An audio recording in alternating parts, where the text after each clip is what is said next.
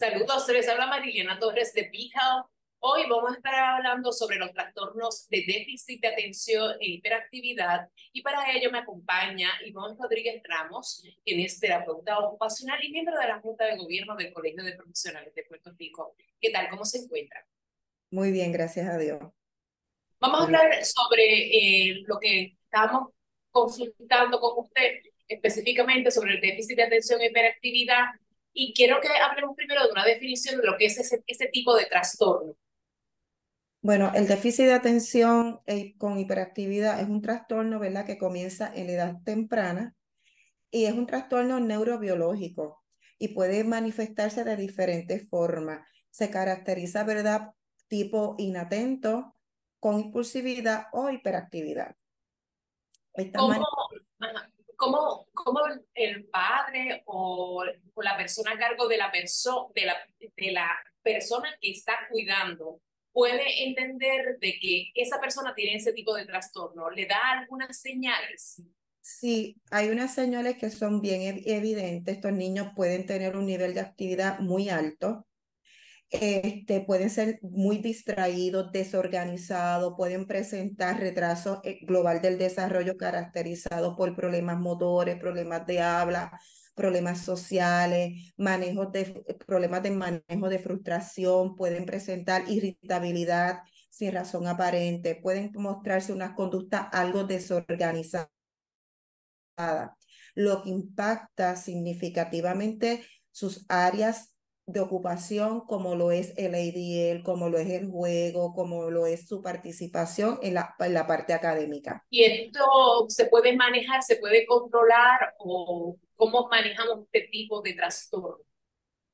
Bueno, hay que también considerar que al presentarse en edad temprana podemos empezar a ver unos indicadores en o antes de los 5 años y eso se pudiera agudizar de 5 a 7 años, donde ahí es donde pudiéramos, ¿verdad? Los médicos, la persona especializada en dar un diagnóstico pudiera diagnosticarnos. No obstante, estos trastornos impactan significativamente de forma global el desarrollo del menor. Por lo tanto, se pudiera identificar a edad temprana y hay unas estrategias que se le pueden ofrecer a los papás, a los padres.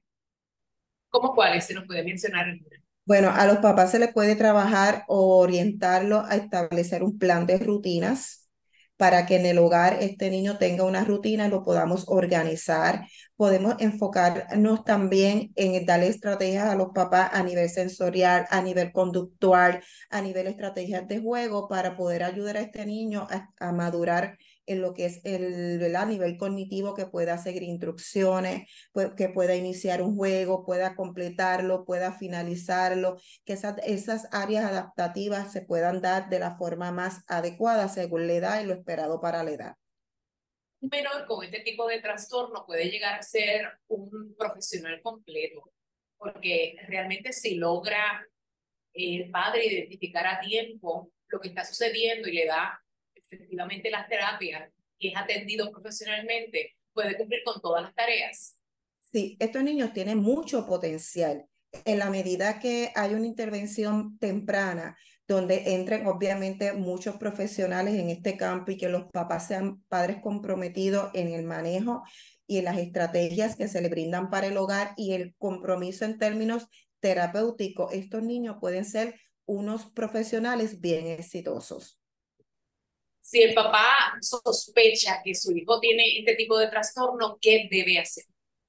Inicialmente, papá trae su preocupación casi siempre al pediatra, que es su médico, ¿verdad? Es su primer contacto. Eventualmente pueden entrar diferentes profesionales. En el caso del terapeuta ocupacional, el rol nuestro es sumamente importante en este tipo de población. Nosotros impactamos de forma holística a estos niños, estimulándolos en diferentes áreas, como lo es la parte conductual, obviamente a través de la actividad, a través de la ocupación. Trabajamos lo que son los problemas en el desarrollo motor, a nivel cognitivo, a nivel social.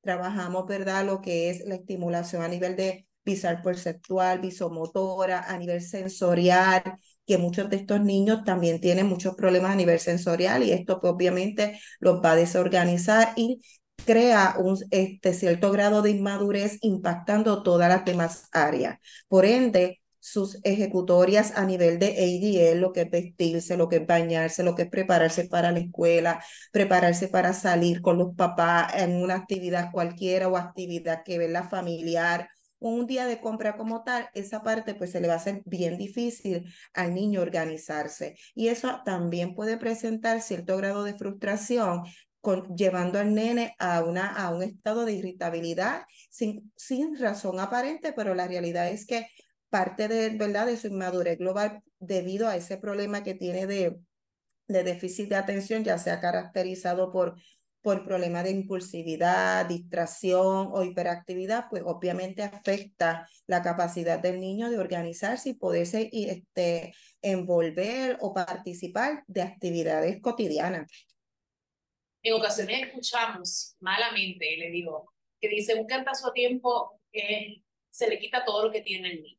Dice, dicen eso, pero a veces es que tienen realmente un trastorno y necesita ayuda profesional. ¿Cuál es la recomendación que usted le hace a los padres, verdad? Y a estas personas que se expresan de esta forma tan errónea. Qué bueno que trae ¿verdad?, este punto, porque muchas veces los papás incluso se cohíben en participar de actividades sociales, actividades familiares, de llevar a este niño inclusive a un mall donde tienen tantos estímulos y en ese ambiente se te van a desorganizar. No necesariamente un cantazo a tiempo te va a garantizar a ti organizar o sacar el máximo potencial de este niño. En estos casos, ¿verdad? A veces se enfatiza el educar con amor, la paciencia, la consistencia, en caso, ¿verdad?, que el problema conductual que se puede dar en estos niños por el problema tal vez de impulsividad, el no poder esperar reglas, el no poder esperar el turno, pues obviamente afectan las destrezas sociales, pues en este caso siempre se le fomenta al papá el refuerzo positivo, cuando el niño hace algo bueno, pues hay que reforzárselo positivamente, pero de igual forma cuando el niño hace algo que no necesariamente está bien o no está esperado, ¿verdad?, para la circunstancia del entorno donde se encuentra, pues también hay que dar un refuerzo negativo y hay que contemplar lo que es acción y consecuencia. Además que también nosotros como profesionales tenemos que considerar en esos aspectos, ¿verdad?, que el papá pueda también establecer un plan de modificación conductual que va dirigido por un profesional especialista ¿verdad?, en lo que son problemas de la conducta, que en este caso sería el psicólogo. Independientemente, nosotros como terapeuta ocupacional podamos trabajar los problemas conductuales a través de la educación. Es nuestra responsabilidad también identificar recursos externos que pudieran ayudar a este papá a trabajar un plan de modificación de conducta. Te ha dicho algo bien interesante que es educar con amor. Creo que eso muchas veces se ha perdido, ¿verdad? En los hogares que abordamos, ya sea en Puerto Rico o en Estados Unidos y América Latina. ¿Cómo un padre logra esa paciencia para poder manejar este tipo de trastorno? Bueno, el amor lo puede todo y el amor de un papá y de una mamá sobrepasa todos los límites. Obviamente, en una sociedad en la que estamos bien ajetreados, donde tenemos tantos estresores en todo el ámbito, pues hay papás y mamás que vienen cargados más allá del problema, la preocupación que tenga con el niño. Siempre el papá ve al especialista, en este caso el terapeuta ocupacional, como una herramienta dentro de su situación nos ven quizás como la solución a un problema. El papá hace un clic con el especialista y nosotros le damos ese apoyo a ese papá y tratamos de canalizarlo y dirigirlo a un empoderamiento y darle estrategias para el hogar. Siempre yo refuerzo, obviamente yo no puedo asumir roles que no son míos propios de mi área. Yo soy fiel creyente en el trabajo en equipo y aunque el papá deposite y haga un bonding o un clic conmigo como profesional, yo pueda darle unas estrategias desde la perspectiva como terapeuta ocupacional. Siempre refuerzo el que pueda referirlo a otro profesional como es el psicólogo en caso, ¿verdad?, de que el papá no tenga las herramientas necesarias como para manejar estos estresores, porque acuérdate que muchas veces vienen con otras cargas, más allá de la preocupación del menor, vienen con cargas a nivel económico, a nivel familiar, tienen otros hechos internos, y pues mi norte siempre va a ser el norte de nuestro, del terapeuta ocupacional, es garantizar ese bienestar y esa salud tanto emocional del niño, como que esa participación en sus roles, en sus áreas de ocupación sea el máximo. Pues mi norte siempre va a ser darle estrategias a este papá para que él también se empodere y se sienta seguro en cómo va a manejar ciertas crisis o ciertas circunstancias que se puedan dar dentro de ese entorno. Pero igualmente, como mencioné anteriormente, siempre enfoco el que el papá pueda recurrir a otros profesionales como lo que es el psicólogo para establecer un plan de modificación, establecer estrategias para el manejo de los estresores y la angustia que le pueda estar generando, ¿verdad? Este niño. Acuérdate que el balance también de un niño es papá y mamá. Si papá y mamá están bien, este niño puede estar bien. Ahora, si papá y mamá están manifestando, expresando angustia, desosiego, síntomas de minusvalía, desesperación por las circunstancias que sean, los niños son como la esponja, van a recibir esa información. ¿Y cómo vamos a ayudar a este niño si papá y mamá necesitan apoyo? ¿Ves? Claro, un hogar donde se fomente la comunicación y el amor, pues obviamente va a tener una consecuencia mejor en la salud mental de los niños. Y yo creo que esto es un componente, como usted ha señalado, un componente donde se aborde este tipo de trastorno, donde involucra obviamente a los profesionales de la salud, pero también en el hogar hay que cooperar. La comunicación sobre este tipo de trastorno se tiene que generar en el hogar y explicarle esto quizás a los hermanitos, ¿verdad? En la escuela para que puedan entender la conducta del niño. Exactamente, hay que educar al papá, a la mamá y obviamente al hermanito, al entorno donde esté ese niño para que puedan entender el por qué van a haber unas conductas que no necesariamente son aceptadas porque es una realidad. Entonces, esto puede afectar las relaciones sociales interpersonales de este niño. Estos nenes tienen mucho potencial, pero en la medida que nosotros empoderemos a estos papás y empoderemos a ese nene, es que podemos optimizar o maximizar el potencial del niño. Por lo tanto, muchas veces no entendemos el por qué se dan unas conductas de parte de este niño y hay que entender o hacer ver o educar que estos nenes muchas veces no tienen la capacidad para autorregularse, que esa conducta no está en ellos, simplemente es una manifestación que ellos están presentando ante tanta demanda del medio ambiente o del entorno donde ellos se están encontrando y es una forma de ellos expresarse y hacerse sentir y poderse, ¿verdad? Hacerse entender.